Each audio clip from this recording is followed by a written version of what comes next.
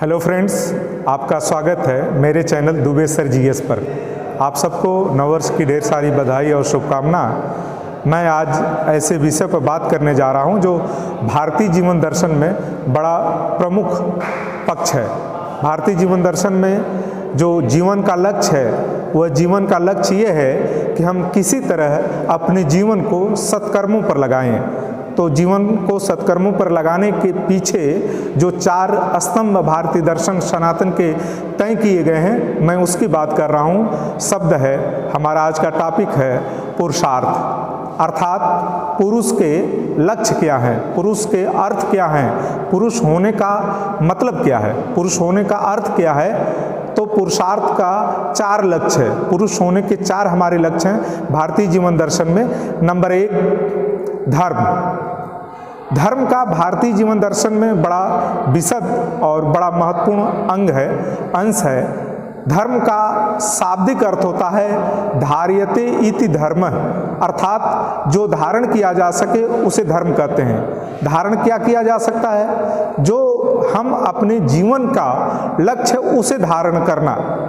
साधारण अर्थ में धर्म का अर्थ जैसे हिंदू, मुस्लिम, जैन, सिख, पारसी हम लगाते हैं, वह तो एक पक्ष है। मूल रूप से धर्म का अर्थ है धार्यते इति धर्म है। जैसे जल का धर्म है शीतलता, अग्नि का धर्म है उष्णता, छात्र का धर्म है अध्ययन, शिक्षक का धर्म है पठन पाठन और समाज और राष्ट्र के लिए यूथ का, नवयुवकों का, देश के नागरिकों का निर्माण। तो धर्म का बड़ा विशद अर्थ है। जैसे नैतिक होना, समाज के लिए काम करना, पुरुषार्थ, दूसरे के लिए अपने पुरुष होने का अर्थ। जैसे तुलसीदास ने भी धर्म के बारे में कहा कि परहित सरिस धर्म नहीं भाई, अर्थात दूसरे के हित करने जैसा कोई धर्म नहीं है। धर्म का आशय ये नहीं कि केवल पूजा पद्धति का पालन करना, जैसे इस्लाम में नमाज का, हिंदू में पूजा पद्धति का या मूर्तियों का, प्रतिमाओं का दर्शन करना, यह एक पक्ष उसका है, यह पूजा पद्धति का पार्ट है। लेकिन धर्म का आशय है परहित, जो तुलसीदास ने बड़ी सरल व्याख्या की धर्म का कि परहित सरिस धर्म नहीं भाई, दूसरे का हित करना ही सबसे बड़ा धर्म है, दूसरे के लिए काम आना ही सबसे बड़ा धर्म है, दूसरे के प्रति और खुद के प्रति नैतिक होना धर्म है। तो धर्म का आशय यह है, धर्म के मार्गों पर चलते हुए अपने लक्ष्य के प्राप्त के लिए कार्य करना धर्म है। अब दूसरी बात है अर्थ। जब भारतीय समाज की संरचना हो रही थी, जब समाज में धर्म आ गया, धार्यते इति धर्म, अर्थात जीवन क्षेत्र में, परिवार के क्षेत्र में, समाज के क्षेत्र में अनुशासन आ गया। धर्म का सिंपल सा अर्थ है अनुशासन।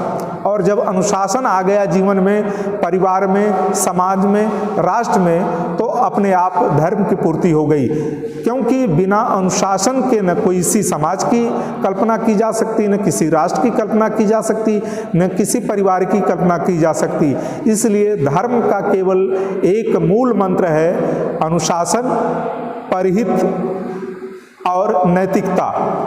इन बातों का आप पालन करते हैं तो आप भी एक धार्मिक व्यक्ति हैं। इस तरह भारतीय समाज में प्रथम चरण पुरुषार्थ का, लक्ष्य का, अपने जीवन का पूरा हुआ। धर्म किसे कहते हैं? अब बारी आती है अर्थ की। मानव समाज भारतीय जीवन दर्शन पद्धति में चाहे व्यक्ति हो या परिवार हो, समाज हो, राष्ट्र हो, उसके लिए सबसे महत्वपूर्ण कोई विषय वस्तु है तो अर्थ। क्योंकि जीवन बिना अर्थ के नहीं चल सकता।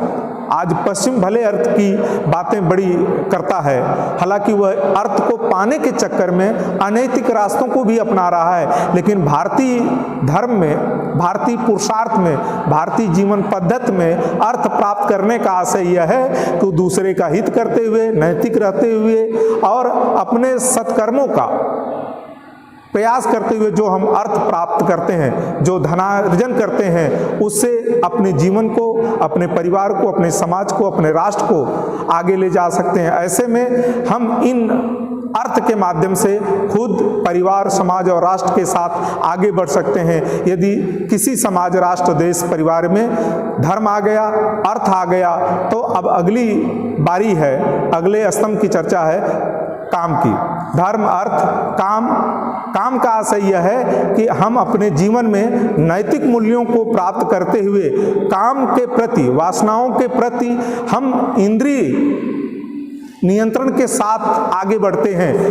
इंद्रिय नियंत्रण के साथ आगे बढ़ते हैं तो निश्चित है कि हम अपने जीवन में धर्म के साथ, अर्थ के साथ काम की प्राप्ति का आशय यह हो गया कि हम अपने जीवन क्षेत्र में, अपने परिवार और समाज और राष्ट्र के क्षेत्र में नैतिक मूल्यों के साथ इंद्रिय नियंत्रण करते हुए कामेच्छाओं की प्राप्ति करना और अपनी जैसी संतान, अपने जैसे समाज और राष्ट्र के लिए एक नई जनरेशन, एक नई पीढ़ी देना, यह काम की बात है।